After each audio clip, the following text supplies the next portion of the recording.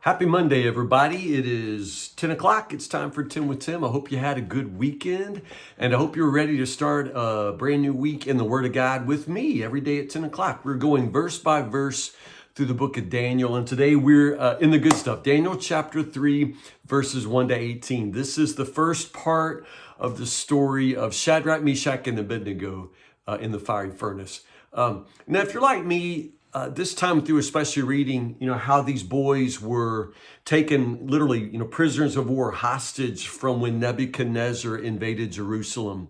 And these boys were systematically reprogrammed, brainwashed, made into good Babylonians, probably made into eunuchs. I mean, the mistreatment, the abuse, and the systematic erasure of their identity and faith is just sort of amazing. And so it's heartbreaking for me to realize just the way that their names were changed from Hananiah, Azariah, and Mishael to Shadrach, Meshach, and Abednego. And so far in the book of Daniel, they've been called by their Hebrew names, Hananiah, Azariah, Mishael, as Daniel is continued to be referred to by his Hebrew name. I love that. It connects them to their past. It connects them to their core identity. It connects them to God. Their names, Hananiah, Azariah, Mishael, that they reflect the God that they serve. So why is it in the story of which they're most famous, the story that focuses so much, the spotlight is on Hananiah, Azariah, and Mishael, but in this story, they're called by their Babylonian names, Shadrach, Meshach, and Abednego. Does that bother anybody but me? It's just like, why? We're not going to give in and call them by those names. Those aren't their names. So why? In this chapter 3, are these three boys called by their Babylonian pagan names, Shadrach, Meshach, and Abednego? Well, I don't know. I don't know. But my hunch is because in this story, they're only referred to by the Babylonians. You understand what I mean? So when the astrologers, when the bad guys, when those who were jealous of the three Hebrews, report them, they call them by their, Babylonian names because that's the names they called them. You understand that? And when Nebuchadnezzar refers them as well, those are the names by which they call them. So my hunch is the reason why they go by those names in this chapter is because they are only referred to, in the dresses by Babylonians. Does that make sense? I believe in any other place where they were referred to, they're typically called by their Hebrew names because those are the names by which they honor God, and I believe the Word of God honors them. Does that make sense? Anyway, that's what I'm thinking. So let's talk about this. So King Nebuchadnezzar just had this dream about this gold and, the statue, not all gold. The head was gold, but he turns around then and he makes a gold statue. Again, that's why I said last Friday, they ain't no Christian. He's not a convert. Because he seems to acknowledge that Daniel's God is the most powerful of all the gods. He still thinks there are other gods, and I'm not sure he doesn't think he's one of them. See, we don't know if this statue is actually supposed to be of him. It wouldn't be out of the question. It wouldn't be very common, honestly, with Babylonian, the history of Babylonian religion. I don't really think the Babylonian kings made themselves gods the way the Roman emperors did. It's not out of the question. It's interesting that when the bad guys, the astrologers, when they turn in, Hananiah, Azariah, and Mishael, they sort of appeal to the king's vanity. They're not listening to you. It really does seem that he's got a lot of his ego in this. But at any rate, he creates this golden statue, if not of himself, at least of some god, right? Scholars often point out that this thing's kind of ridiculous. It's 90 feet, tall, which is like 9 stories tall, but it's only 9 feet wide. So if you can picture this is kind of like a real, it's just like this magnificent golden monstrosity. It's like a toothpick. If it is a figure of a person, it's ridiculous. It's like stretched out. It's 9 feet wide, 90 feet tall. It's just, when they roll it out on the cart, it's a wonder everybody just doesn't laugh at it, y'all. It's a magnificent golden nothing. You know, it's not even great art. And yet, the commandment is when you hear the music of the horn, the flute, the zither, the lyre, the harp, the pipes, and other music. I mean, it just goes on and on, this long list of instruments. When you hear the band start to play, fall on your face, worship this golden, magnificent nothing, right? And so that's what everybody does.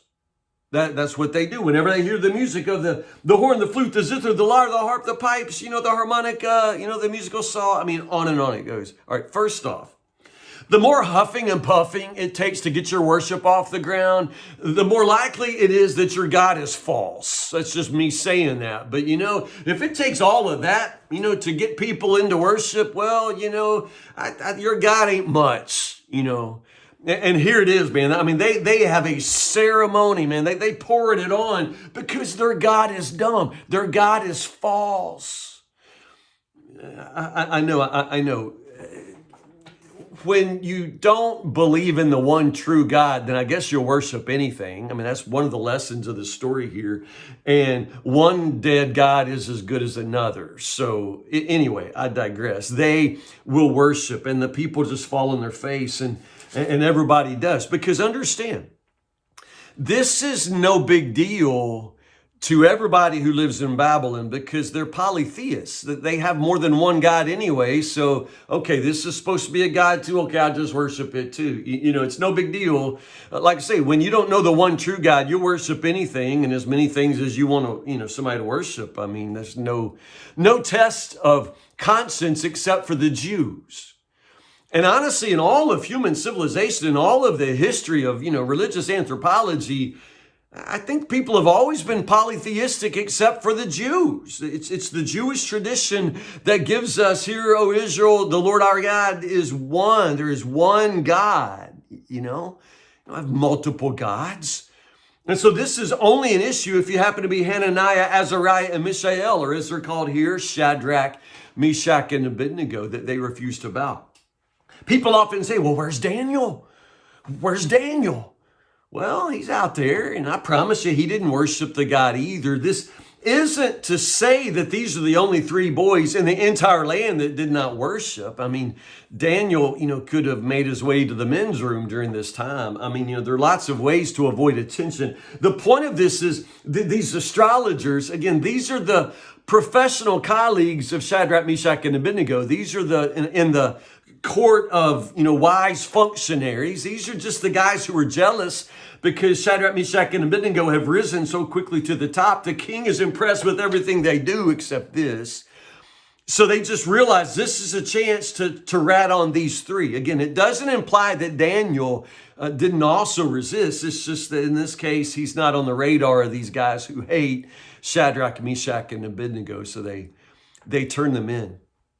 Why don't they just fake it? That's what you and I would probably, I don't mean to say that I would or you would, but most people would just fake it. I could fall on my face and balance my checkbook while I'm on the ground while everybody else is worshiping. I don't have to worship. That's a heart thing, right? You don't really have to worship, but you could go through the motions to keep from being thrown in the fiery furnace. Why don't you fake it?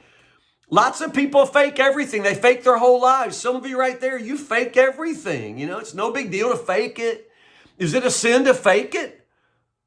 Well, first off, I believe that it is. But on the second, point of that, don't you ever be one thing in your heart and then something else in front of people. You don't want to live a lie.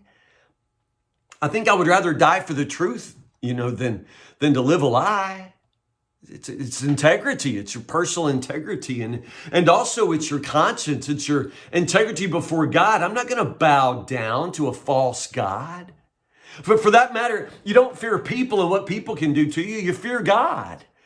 And this is Shadrach and Meshach and Abednego's moment to stand before the king and say, we're not going to bow down to your magnificent golden nothing. We don't care what you do to us. We don't fear you. We don't worship you.